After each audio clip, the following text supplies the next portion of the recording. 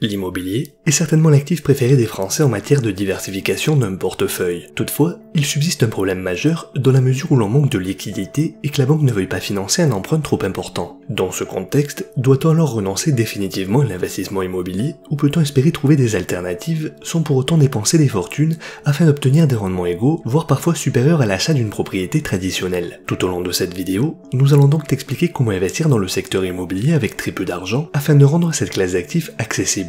La pierre papier est un terme utilisé pour désigner une forme d'investissement qui combine d'un côté l'aspect financier et de l'autre l'aspect immobilier. Pour faire simple, ce sont des sociétés qui achètent des biens immobiliers afin de construire un portefeuille de différents actifs comme des logements, des bureaux, des entrepôts ou encore des commerces afin de les louer et percevoir des revenus. En fait, tu achètes des parts d'un fonds qui investit lui-même dans l'immobilier et tu deviens ainsi propriétaire d'une fraction de son patrimoine. Le parc immobilier de la société est ensuite mis en location afin de générer des loyers, autrement dit, supposons que tu sois propriétaire à hauteur de 1% de ce type de fonds. Si celui-ci perçoit un total de 500 000 € de loyer net, une fois tous les frais d'entretien, de gestion, d'impôts ou encore d'assurance, il redistribuera le résultat à chacun des associés en proportion du nombre de parts détenues, c'est-à-dire que tu encaisseras 5 000 €. Dans ce cas de figure donc, l'investisseur détient un placement financier mais bénéficie de la performance d'un investissement immobilier, c'est-à-dire du 2 en 1. En France, il existe 3 types d'investissements dans la pierre papier. Le premier sont les SCPI, ou Sociétés Civiles de Placement Immobilier. Il s'agit sans aucun doute du plus représentatif chez les investisseurs. Le portefeuille de SCPI est composé d'immobilier à minima à hauteur de 95%, le reste étant des liquidités. Cette première alternative peut être divisée en 2 sous-catégories que sont les SCPI de rendement, aussi connus comme SCPI d'entreprise, et les SCPI fiscales. Les SCPI de rendement ont pour objectif de distribuer des revenus réguliers,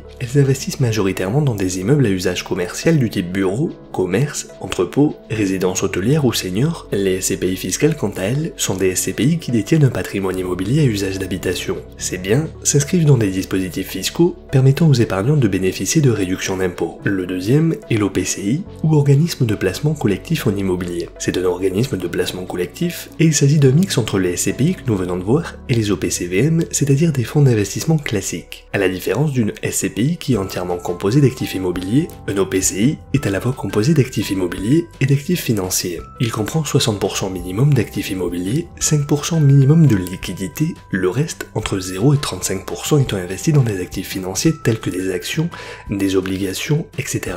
De ce fait, les OPCI se divisent aussi en 2 sous-catégories que sont les OPCI de valeur mobilière, également connus comme SPICAV ou Sociétés à prépondérance immobilière à capital variable, et les OPCI de revenus fonciers, aussi connus comme FPI pour fonds de placement immobilier. Le troisième type sont les SIC, Sociétés d'investissement immobilier cotées. Contrairement aux SCPI et aux OPCI, les SIC sont cotés en bourse. Pour faire simple, les SIC sont aux SCPI ce que les ETF sont aux fonds d'investissement et il existe même des ETF qui sont des SIC. Si tu souhaites comprendre la différence entre les ETF et les fonds classiques, nous te conseillons vivement de regarder une vidéo précédente dans laquelle nous avions abordé ce thème. Mais alors, quelle est la meilleure alternative entre ces 3 catégories pour investir dans l'immobilier ?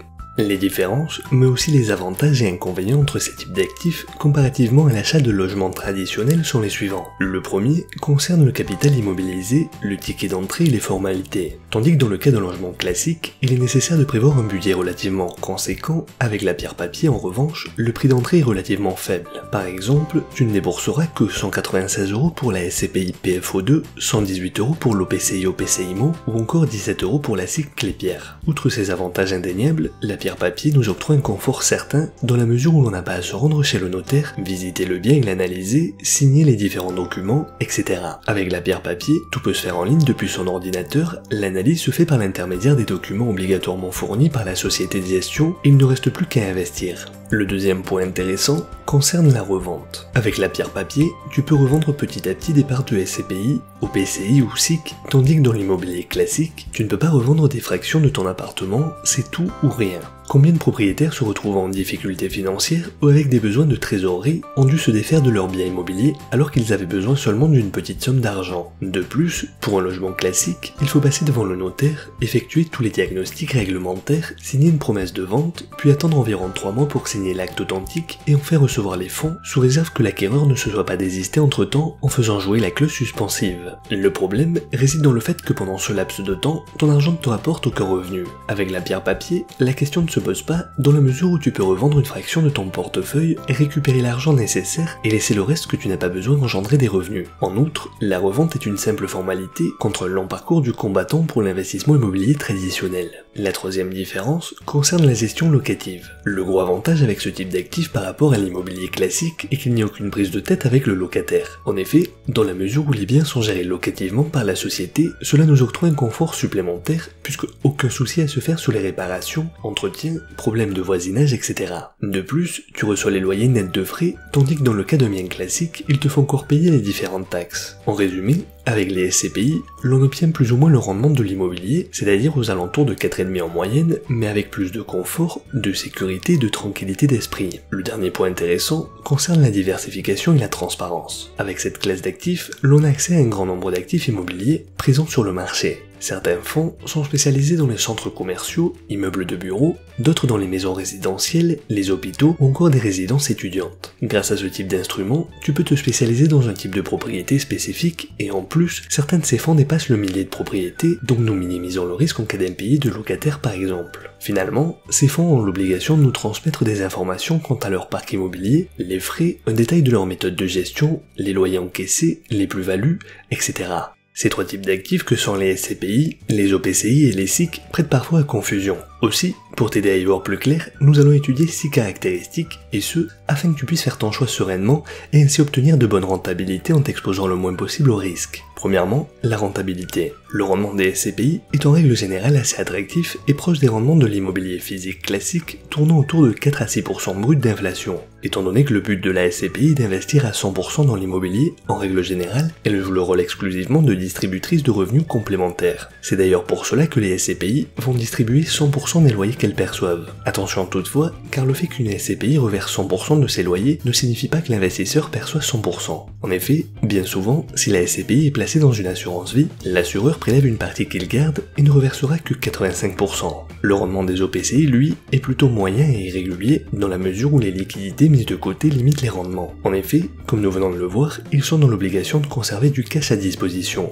En outre, à l'inverse de la SCPI, l'OPCI a plus un objectif de valorisation du capital que de distribution de revenus. Quant au SIC, le rendement est censé être élevé étant donné que l'on allie la performance de l'immobilier par l'intermédiaire de la distribution de loyers sous forme de dividendes et la performance boursière de l'action puisque, rappelons-le, les SIC sont cotés en bourse. Deuxièmement, les risques. En effet, ces trois types de placements ont des risques intrinsèques bien différents. En principe, le risque de perte en capital pour les SCPI est relativement faible, tout comme il l'est pour l'immobilier classique. Attention, cela ne veut en aucun cas signifier qu'il est impossible de perdre de l'argent avec l'immobilier ou des SCPI, mais simplement que les fluctuations de prix de l'immobilier sont moins abruptes que la bourse par exemple. En ce sens, la valeur des parts de notre SCPI dépend de la valorisation des actifs immobiliers qu'elle possède. Il faut également prendre en compte que cela va dépendre du type d'immobilier que la SCPI possède. Avec la conjoncture actuelle et la société touchée de plein fouet par la pandémie de coronavirus, l'on est en droit de s'interroger sur la solidité des prix de l'immobilier de bureau par rapport à ceux de l'immobilier résidentiel pour personnes âgées par exemple, dans la mesure où le télétravail venait à se généraliser avec une population de plus en plus vieillissante. Si en revanche, tu optes pour des OPCI, alors le risque de perte en capital est mitigé. En effet,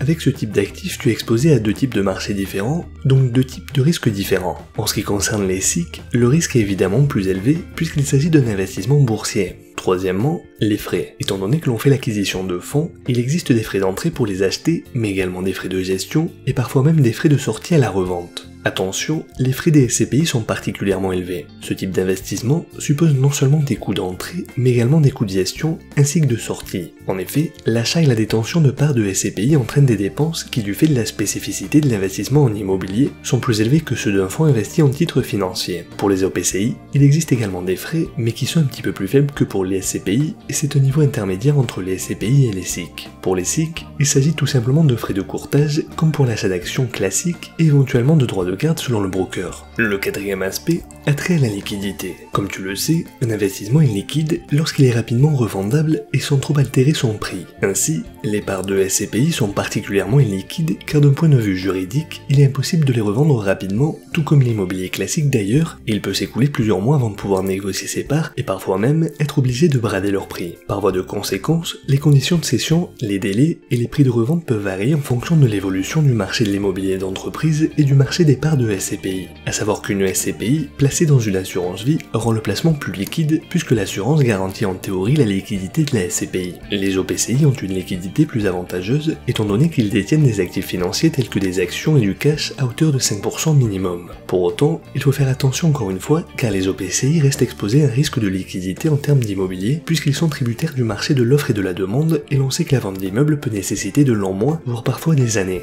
Enfin, la liquidité des SIC est particulièrement élevée étant donné qu'il s'agit de titres cotés en bourse.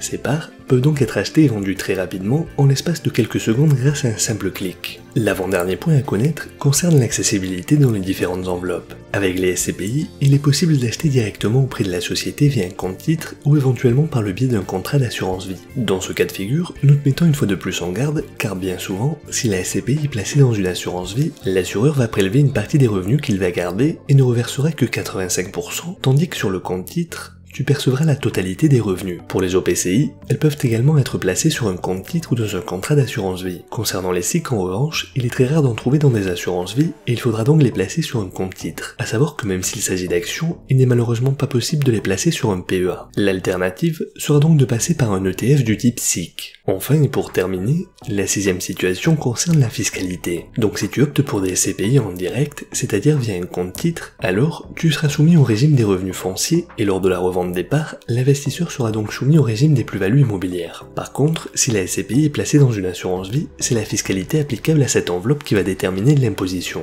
Pour les OPCI, tu as bien compris qu'ils pouvaient être investis en partie dans l'immobilier et en partie dans le financier. De ce fait, il y aura deux types de fiscalité qui s'appliqueront. Pour le financier, ce sera la fiscalité des valeurs mobilières et pour la partie immobilière, ce sera la fiscalité des revenus fonciers. Nouvellement, si l'OPCI est placé dans une assurance vie, alors pas de complications au niveau fiscal, ce sera l'imposition spécifique de l'assurance vie qui sera applicable. Enfin, pour les SIC, l'on applique la fiscalité des valeurs mobilières, et si tu souhaites approfondir le sujet relatif au fonctionnement de la fiscalité du PEA et du compte titre, nous te renvoyons une vidéo précédente qui traite déjà de ce sujet.